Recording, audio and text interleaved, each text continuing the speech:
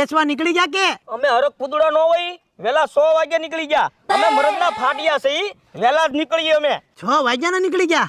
હા. બોલો 6 વાગ્યાના નીકળી ગયા. હા તે તમે ક્યાં ક્યાં કંકોત્રી વેચી નાખી?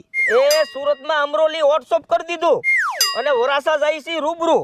વરાસા વાળા બહુ રાહી છે એટલે ધોકા મારે પાછા. હા.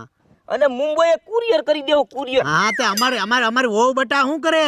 એ તમારી દીકરી જલસા કરે ને કરાવે છે. એ જોજો ને ઘી ગોળ ખવડાવજો. ઈ ખજૂરના ઘરની વહુ છે પાછી. ઈ જન્મી ત્યારથી ઘી ગોળ જ ખાય છે.